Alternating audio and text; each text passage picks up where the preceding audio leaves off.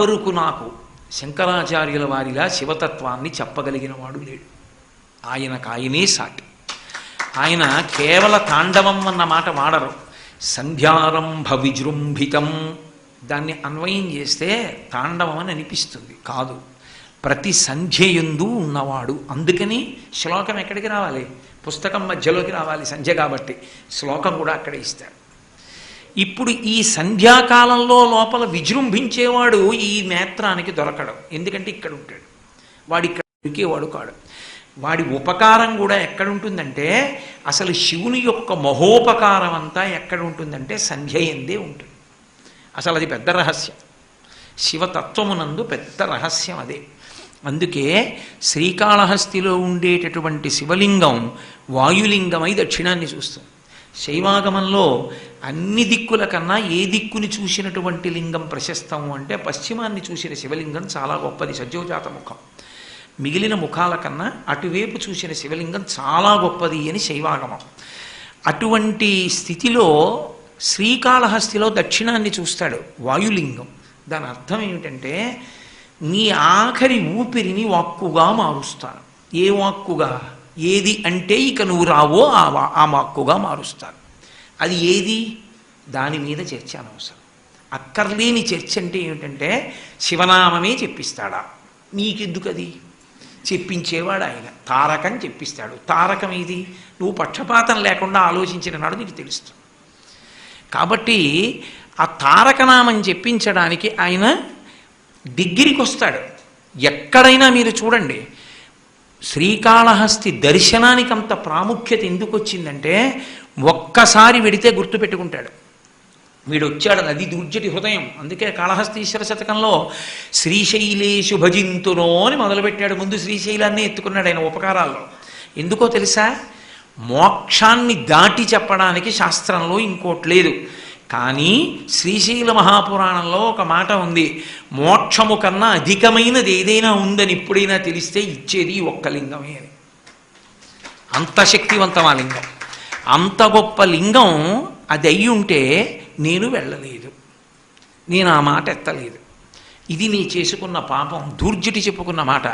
అంటే నిజంగా ఆయన వెళ్ళలేదా అంటే వెళ్ళలేదని కాదు, ఆయన ఎక్కువ మార్లు వెళ్ళలేకపోయాను. శ్రీశైలేషు భజింతునో యభవు కాంచీనాథు సేవింతునో కాశీవల్లభు కొల్వబోధన మహాకాళేషు పూజింతునో నా శీలం బణువైన మేరువణుచున్ రక్షింపవే నీ కృపా శ్రీ శృంగార విలాస హాసములచే శ్రీకాళహస్తీశ్వర.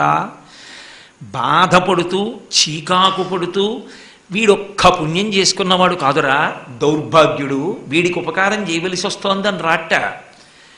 వీడి జీవితం మొత్తం మీద ఒకసారి వచ్చాడు రా కాళహస్తి వస్తాడట. వచ్చి ఎప్పుడు వస్తాడంటే ఆఖరి ఊపిరి అయిపోతున్నప్పుడు. అదే నిర్ణయం. అసలు మీరు వేదాంతంలో పెద్ద రహస్యం ఏమిటంటే, ఒక్క నరుడి పునర్జన్మ విషయంలో పరమేశ్వరుడు ప్రత్యక్షంగా జోక్యం చేసుకోడు. మీరు కావాలంటే శాస్త్రాలు పరిశీలించండి. నరుడి పునర్జన్మ విషయంలో ఈశ్వర ప్రమేయం ప్రత్యక్షంగా ఉండదు. అది ఉంటే ఇంత వాంగ్మయం రాదు. నా ఇష్టం వచ్చిన పునర్జన్మ నేను ఇస్తానన్నాడు అనుకోండి, కర్మకి ఏ ఫలితం లేనప్పుడు మీరు ఏం చేస్తే ఏమి? ఏ పాపానికి ఏ పుణ్యానికి ఏ సంబంధం? ఈశ్వర ప్రీతి ఒకటే కారణం అవుతున్నప్పుడు.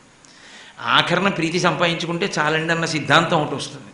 కాదు, పునర్జన్మ ప్రాణం సనాతన ధర్మానికి.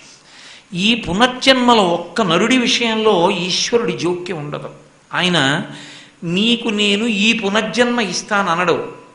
ఏ కారణం చేతిస్తాడంటే ఆఖరి ఊపిరి యందు ఆఖరి స్మరణ ప్రాతిపదిక. అందుకు సాధన. అది దూర్జటి ఉద్దేశ్యం. ఎప్పుడో చేస్తానంటాడయా, ఎప్పుడో ఎలా చేస్తాడు? అసలు ఆ ఒంట్లో ఓపిక ఉండగా చెయ్యాలి తప్ప, దంతంబుల్ పడనప్పుడే తనువుయందు ఆరూఢి ఉన్నప్పుడే కాంతాసంగము రోయనప్పుడే జరాక్రాంతంబు కానప్పుడే వింతల్ మేన చిరించునప్పుడే కురుల్ వెల్వెల్ల కానప్పుడే చింతింపన్ బలమీ పదాంబుజములన్ శ్రీకాళహస్తీశ్వర. ఆఖరి ఊపిరిలో ఎందుకు గుర్తొస్తాడు పరమేశ్వరుడు? పోతన గారు దెప్పి పొడిచారు భాగవతంలో, నీకన్నా ఎక్కువ పనులున్నవాడు ఇదే పని నీకు గుర్తు రావడం ఆయనకి. ఎందుకు గుర్తొస్తాడు ఆయన? అజామిళోపాఖ్యానంలో చెప్పారు. అయినా గుర్తొచ్చాడంటే వాడు అదృష్టం. కొడుక్కైనా పేరు పెట్టుకున్నాడు, అందుకు వచ్చేసింది. బిడ్డ పేరు పెట్టి పిలిచిననైన విశ్రామ కేళినైన పద్య గజ్జ గీత భావార్థములనైన కమలనైన తలుప కలుషహరము. ఎలా అయినా నామని చెప్తే చాలు, కాబట్టి వచ్చేసాడంతే. ఎందుకు వస్తాడు పరమేశ్వరుడు అంటే కొన్ని కొన్ని చోట్ల అంత అనుగ్రహాన్ని వెదజల్లేశాడు. అది శివతత్వంలో ఉన్న గొప్పతనం. ఒకసారి రా, నీ ఆఖరి ఊపిరిలో నీకు జీవితంలో బతికున్న నాళ్ళు దేని మీద వ్యామోహం పెట్టుకున్నావో మనసు కదలిక ఊపిరి మీద ఉంటుంది. మనసు తీవ్రంగా కదలాలనుకోండి, మీరు వేగంగా ఊపిరి తీయాలి. అందుకే బాగా కోపం వస్తే బాగా వేగంగా ఊపిరి తీస్తారు. మన ప్రమేయం లేకుండా మనసు కదిలిపోతూ ఉంటుంది. అప్పుడు మనసు నిగ్రహించాలనుకోండి, ఈశ్వరుడి దగ్గర పెట్టాలనుకోండి, ప్రాణాయామం చేసి పూజ చేయాలి. ముక్కు పట్టుకోవడానికి కాదు ప్రాణాయామం. ప్రాణాయామం చేసి మనసుని నిలబెట్టి పూజ చేయడం కోసం. పూజ చేయించేటప్పుడు ముక్కు పట్టుకోండి అన్న మాట పరమ అసహ్యకరమైన మాట. ముక్కు పట్టుకోవడానికి కాదు ఆ మంత్రాలు, ప్రాణాయామం చేయడానికి అవకాశం ఇవ్వాలి. ప్రాణాయామం చేయమని 3 మార్లు ఎలా చెయ్యాలో అలా చేస్తే ఊపిరి నియంత్రింపబడుతుంది. ఊపిరిని నియంత్రిస్తే మనసు నిలబడుతుంది. మనసు నిలబడితే ఈశ్వరుని ఎందుకు వెడుతుంది, వెడితే అనుగ్రహిస్తాడు. పదార్థం ఎవడికి కావాలండి? ఆయన ఇచ్చిందే పదార్థం అంతా. మనసు ప్రధానం. పత్రం పుష్పం ఫలం తోయం యోమే భక్త్యా ప్రయచ్చతి. భక్తి మనోజనితము, మనసు నుండి రావాలి. ఆఖరి ఊపిరిలో ఆఖరి ఊపిరి కదిలినప్పుడు ఆఖరిసారి కదులుతుంది ఆలోచన. ఆ కదిలినప్పుడు మనసు ఇంద్రియముల శక్తులు పట్టుకుని బయటికి వెళ్ళిపోతుంది. వెళ్ళిపోయినప్పుడు పునర్జన్మలో వేరొక శరీరంలోకి ఈశ్వరుడు ఎందుకు పంపుతాడంటే, ఏరా నీకు శరీరం ఇచ్చాను, 90 ఏళ్ళు బతికావు, అది ఆలోచిస్తూ వెళ్ళిపోయావు ఆఖరి ఆలోచన అది వచ్చిందంటే నువ్వు బతికున్న నాళ్ళు దాన్ని పట్టుకోబట్టి కదా తలుచుకున్నావు, దాన్ని బట్టి వెళ్ళిపోమంటాడు. లలితా సహస్రనామంలో ధన్య అన్న నామానికి భాస్కర రాయల వారు వ్యాఖ్యానం చేస్తూ 4గా వర్గీకరించారు. ఒక్కొక్కడు ఒకడి మీద కక్ష పెట్టుకుంటాడు, తిరియక్. అభిమానం పెట్టుకుంటాడు, తిరియక్. ఒక్కొక్కడికి శాస్త్రం మీద అభిమానం. అటువంటి వాడు మళ్ళీ ఈశ్వరుణ్ణి ఆరాధించడానికి ఒక మహాపండితుడు కడుపున పుడతాడు. ఒక్కొక్కడు అన్నిటినీ నిర్మూలించి సాక్షిత్వాన్ని పొందుతాడు. వాడు జ్ఞానము చేత మోక్షాన్ని పొందుతాడు. కాబట్టి మనసే ప్రధానం. గీతాచార్యుడైనా అదే అంటాడు, మనయేవ మనుష్యాణం కారణం బంధమోక్షయో. మనసే ప్రధానం. ఆ మనసుని సంస్కరించడానికి వాంగ్మయం అంతా వచ్చింది. ఆఖరి ఊపిరిలో ఏం తలుచుకుంటావో ఎవరికి తెలుసు? అప్పుడు వస్తాడు ఆయన ఉపకారం. అది సంధ్యారంభ విజృంభితం. 2 సంధ్యలు. ఇది విడిచిపెట్టి ఇంకొక దాంట్లోకి వెడుతూ ఉంటాడు జీవుడు. అది సంధ్య. భాగవతంలో వర్ణిస్తారు పునర్జన్మ గురించి. గొంగళి పురుగు ఒక ఆకు చివరి వరకు వెడుతుంది, పక్కనే ఓ ఆకు వేలాడుతూ ఉంటుంది, దాని మీదకి వెళ్ళాలి. ముందు తల ఎత్తి అవతల ఆకు మీద పెడుతుంది. పెట్టగానే అవతలాకు వంగి కొంచెం యువతలకు వస్తుంది, నిలబడుతుంది. యువతల ఆకుని విడిచిపెడుతూ అవతల ఆకు మీదకి ఎక్కుతుంది. ఆఖరణ యువతలాకు వదిలేస్తుంది చివరి కాళ్లతో. ఈ ఆకు దూరంగా వెళ్ళిపోతుంది, ఆ ఆకులోకి వెళ్ళిపోతుంది. ఆకు మించి ఆకు మీదకి గొంగళి పురుగు ఎలా విడుతుందో జీవుడు శరీరాన్ని విడిచి ఇంకో శరీరంలోకి వెడతాడు. విడిచి ప్రవేశించే మధ్యలో ఉపకారం చేసి నిలబడి మళ్ళీ వెళ్లకుండా చెయ్యగలిగిన వాడు ఆయన ఒక్కడే. అది సంధ్యారంభ విజృంభితం. ఒక్కసారి త్రికరణ శుద్ధిగా నమస్కరించి కొన్ని క్షేత్రాలకు వెడితే అంత్యమునందు ఉపయోగపడతాడు. కాశీపట్టణంలో ఎప్పుడు ఉపయోగం చేస్తాడు? కాశీపట్టణంలో ఏది పోయినా మోక్షమే.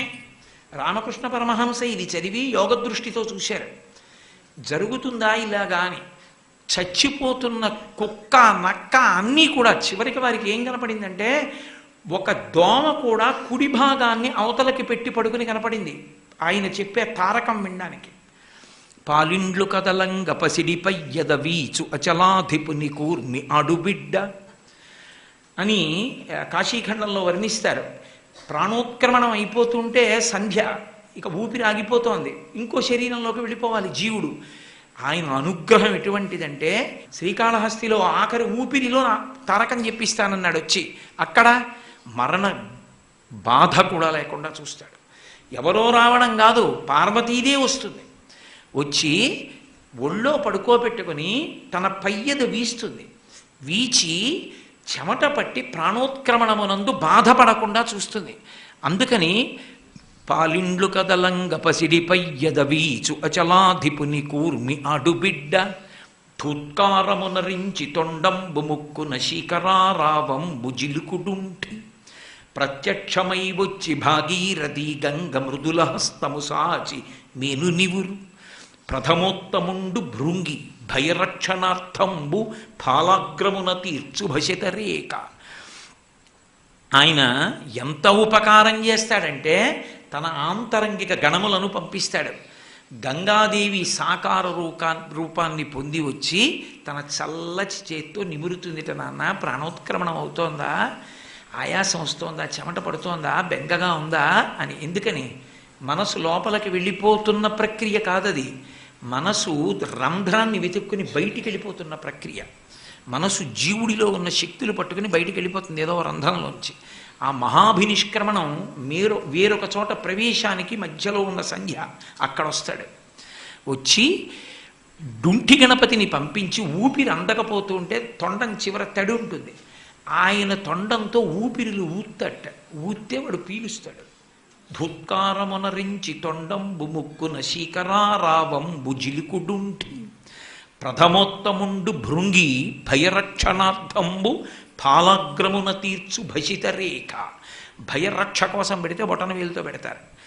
భృంగి వచ్చి విభూతి పెడతాట నుదుటి మీద. అలాంటప్పుడు అందరూ భయపడిపోతూ ఉంటే అబ్బో ఎంత పెద్ద మాట వేసేశాడో ఓ శ్రీనాథుడు. పెద్ద నిద్రకు మాగన్ను పెట్టువేళ, పెద్ద నిద్రకు మాగన్ను అన్నాడు. మామూలు నిద్రకి మాగన్ను పెడితే లేస్తాడు రేపు పొద్దున్న. ఇది పెద్ద నిద్ర, ఇక లేవడు. పెద్ద నిద్రకు మాగన్ను పెట్టువేళ. మహానుభావుడు గంటలు మోగుతుండగా వచ్చి గడ్డం పట్టుకుని ఇలా తిప్పుతాట. తిప్పి కుడి చెవిలో తారకం చెప్తాడు. ఆయన సుగంధిం పుష్టివర్ధనం అని ఆయన వచ్చి పక్కన నించుని ఇలా దగ్గరగా వంగితే సంతోషపడిపోతూ ఆయన్ని చూస్తూ ఉండిపోతాట జీవుడు. ఆయన చెబుతూ ఉండగా ఆఖరి ఊపిరి ప్రణవంగా మార్చి పలికిస్తాడు. పలికించి వీడు ఆఖరి ఊపిరిలో భగవన్నామని చెప్పాడు, కలుపుకుంటున్నానని తనలో కలిపేసుకుంటాడు. 5 మార్కులు తక్కువ వచ్చిన వాడికి ప్రభుత్వమే వేసి పాస్ చేసేసినట్టు కాశీలో మరణించినందుకు ఇంత ఫలితం ఇచ్చాడు. అమ్మో ఇదొక్కటేనా ఆయన చేసిన ఉపకారం? దర్శనాదభ్రసరసి జననాత్ కమలాలయే కాశ్యాంతు మరణాన్ముక్తి స్మరణాత్ అరుణాచలే. ఆఖరికి పుట్టినప్పుడు తిరువారూరులో పుడితే చాలు మోక్షం, చచ్చిపోయినప్పుడు కాశీలో చచ్చిపోతే మోక్షం, అరుణాచలం స్మరిస్తే మోక్షం. ఆఖరికి చిదంబరం ఆకాశలింగాన్ని ఎలా చూడాలో అలా చూస్తే చాలు మోక్షం. ఇంత ఉదారుడై ఇచ్చినవాడు శంకరుడు. కాబట్టి సంధ్యారంభ విజృంభితం అది దాని అర్థం. ఇప్పుడు నేను ఆ శ్లోకం అంతా చెప్తే శ్రీశైల వైభవం ఎక్కడ చెప్పను. కాబట్టి ఒక్క మాట చాలు, సంధ్యారంభ విజృంభితం. అటువంటి శంకరుడున్నాడే, ఆయన అర్జున వృక్షంగా నిలబడి ఉంటే దాన్ని ఒక మల్లెతీగ అల్లుకుంది. ఈ అల్లుకున్న మల్లెతీగ ఉందే అది పార్వతీదేవి. అది మహాలింగం శివాలింగితం. శివ అంటే శివుడు, శివా అంటే అమ్మవారు. శివాలింగితం పార్వతీదేవి చేత కౌగలింపబడినటువంటి పరమశివ స్వరూపం. శివాల యొక్క సమ్మేళన స్వరూపము నాకిక్కడ ద్యోతకమైనది. అసలు నేనంటాను, అసలు శ్రీశైల క్షేత్రానికి వెళ్ళిన ప్రతి వాళ్ళు ఆ మద్ది చెట్టు కింద నిలబడి ఈ శ్లోకం చెప్పుకోవాలి. ఈ శ్లోకం చెప్పుకుని ప్రదక్షిణం చెయ్యాలి. అంత గొప్పగా బయట అనుగ్రహిస్తాడు మద్ది వృక్షంగా. అదే భగవానుడు లోపల జ్యోతిర్లింగ స్వరూపమై ఉంటాడు.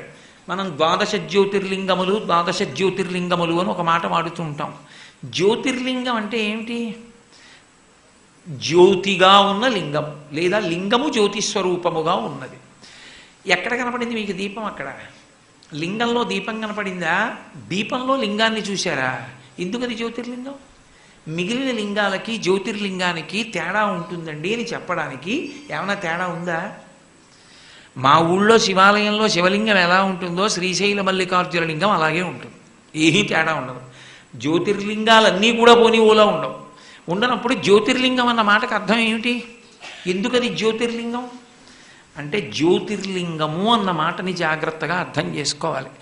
జ్యోతి అన్న మాటకు అర్థం ఏమిటంటే వెలుగు అని అర్థం. తేలికగా చెప్పాలంటే వెలుగు దేనికి సంకేతం అంటే అది ఏ వస్తువు ఎలా ఉందో అలాగే తెలుసుకునేటట్టుగా ఉపకారం చేస్తుంది. యథార్థమైన వస్తువు యొక్క దర్శనము కలగనంత కాలమే భయము. యథార్థం తెలిస్తే ఇక భయం లేదు లోకంలో. ఒకసారి అది పామో తాడో తెలియలేదనుకోండి, మీ దగ్గర ఉన్న ఏ వస్తువు చేత మీకు భయము తీరదో. నా దగ్గర కర్ర ఉందండి అంటాడు, కర్రున్న పాముని కొట్టలేడు ఒక్కొక్కడు. కర్ర ఇచ్చి అదిగో పాము కొట్టు త్రాచుపాము అన్నారు అనుకోండి, బాబాయ్ నాకు వద్దండి ఇవాళ షష్ఠి అండి అని ఊడంటాడు. ఎందుకంటే బాబు మాకు నాగేంద్రుడు పట్టండి అంటాడు, సుబ్రహ్మణ్యుడు మాకు ఇలవేలు పండి అంటాడు. నీ కొట్టిన తర్వాత అది దెబ్బ తగిలి తప్పుకుంటే అని ఓడంటాడు. అందరూ ఏం పాముని కొట్టరు, పాముని కొట్టలేరు కూడా, అదంత తేలిక విషయం ఏం కాదు. అందుకని భయం ఏ కారణానికి పోదు. నా ఉద్యోగం ఏం చేసుకుంటున్నానో దానికి చెప్తే పోదు, నా ఎన్ఎస్సి సర్టిఫికెట్లు చూపిస్తే పోదు, నా ఎల్ఐసి పాలసీలు చూపిస్తే పోదు, నేను చదువుకున్న చదువు చూపిస్తే పోదు. దేనికి పోతుంది? ఎవరో పక్కింటి నుంచి వచ్చి ఏమంటే మేస్టారాలు నించున్నారే అంటే గట్టిగా మాట్లాడకండి పాము అన్నాను అనుకోండి. ఇక్కడ పాములు ఎందుకు ఉంటాయండి అని టార్చ్ లైట్ పట్టుకొచ్చి వేసాడు అనుకోండి, అయ్యో ఇదేంటండి ఇన్ని ఉపన్యాసాలు చెప్తారా తాడండి అన్నారనుకోండి, ఓ తాడా అన్నాను అనుకోండి, వెంటనే భయం ఏది పోయింది, పామేది పోయింది. అంటే అసత్యమైన వస్తువు సత్యము మీద ఆరోపింపబడింది. ఆరోపింపబడినది పోయిన నాడు ఉన్న వస్తువు ఉన్నట్టు తెలుస్తుంది. ఉన్న వస్తువు ఉన్నట్టు తెలియగానే భయం పోతుంది. పోయేదేది శరీరం. పోయే శరీరాన్ని ఎంత భయంతో పోకూడదని పట్టుకుంటే ఉంటుంది. పట్టుకున్న వాళ్ళందరూ ఉండిపోయారా? నువ్వు పట్టుకోకపోయినా పోయేది కానిదైన ఆత్మ నేనన్న నాడు పోతున్న శరీరం గురించి బెంగలేదు. కానీ నోటితో చెప్పినంతగా దానికి అనుష్ఠాన బలం సరిపోతుంది. ఆ జ్ఞానము కలగడం శివానుగ్రహం. అది జ్యోతిర్లింగం అని పేరు. అది ఎప్పుడు వస్తుంది? ఒక్క మహాశివరాత్రి అర్ధరాత్రి వచ్చింది. మహాశివరాత్రి అర్ధరాత్రి ఎందుకు వస్తుందంటే చీకటి పడితే రాత్రి, కానీ అర్ధరాత్రి చీకటి దట్టంగా ఉంటుంది. బాగా భయం బాగా ఉన్న రోజు, అజ్ఞానము బాగా ఉన్న రోజు. అజ్ఞానం అంటే సత్యము ఎరుకలో లేని స్థితి. అంత ఎరుకలో లేని స్థితిలో ఆయన దీపస్తంభంగా వచ్చాడు. ఎక్కడి నుంచి ఎక్కడికి? పాతాళం కింద నుంచి ఎక్కడ వరకు ఉందో అక్కడ కన్నా కింద నుంచి పైన ఎక్కడ వరకు ఉందని మనం అనుకుంటున్నామో అంతకన్నా పై వరకు వచ్చాడు. అది అగ్నిస్తంభంగా వచ్చాడు.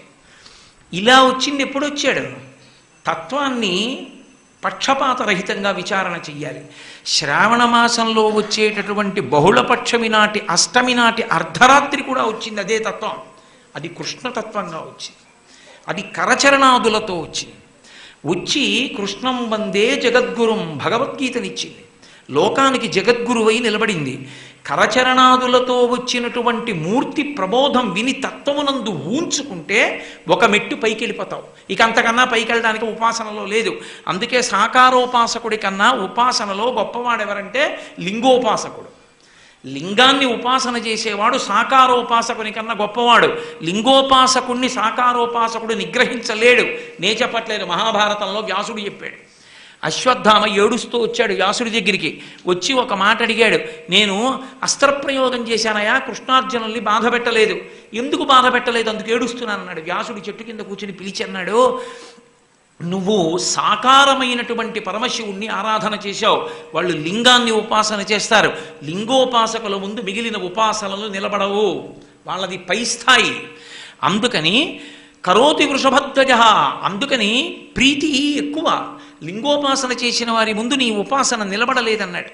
ఉపాసనలో మెట్లెక్కేటప్పుడు కరచరణాదులతో ఉన్న మూర్తి ఉపాసన నుండి లింగోపాసన వరకు పైకెక్కాలి.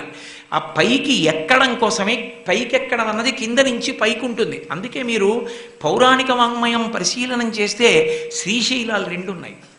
శ్రీశైలం ఒక్క శివక్షేత్రమే కాదు, 2 శ్రీశైలాలు ఉన్నాయి.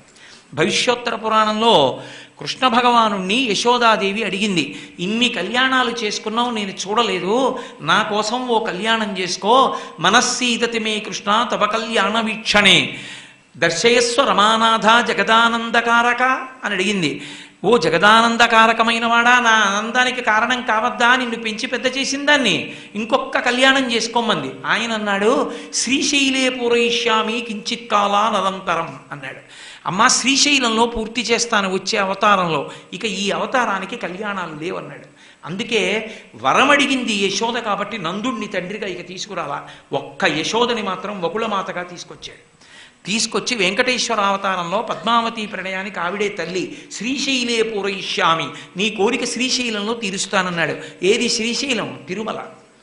ద్రవిడవాచకంలో తిరు అంటే శ్రీ, మలై అంటే కొండ, శైలము శ్రీశైలం. శ్రీశైలే పూరయిష్యామి, అది శ్రీశైలం, ఇది శ్రీశైలం. ఈ శ్రీశైలం కిందకుంటుంది, ఈ శ్రీశైలం పైకుంటుంది. అంటే ఉపాసనలో ఇక్కడ మొదలుపెట్టి అక్కడికి ఎక్కమని, అంతేగాని ఏదో ఒకటి వదిలేసి ఒకటి పట్టుకోమని కాదు. కింద నుంచి పైకెక్కాలి. నిచ్చెన పైమెట్టి ఎక్కడం కుదరదు, కింద నుంచి పైమెట్టి ఎక్కాలి.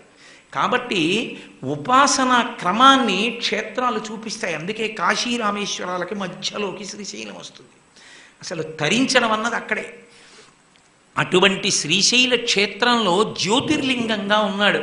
జ్యోతిర్లింగం అంటే ఆనాడు కటిక చీకట్లో దీపంలా వచ్చాడు కృష్ణ భగవానుడు అజ్ఞానం పోగొట్టడానికి. అక్కడి నుంచి 6 నెలలు లెక్క పెట్టండి, సంవత్సరానికి 12 నెలలు, సగంలో కదా రావాలి మళ్ళీ ఉపాసన. 6 నెలలు లెక్క పెట్టండి.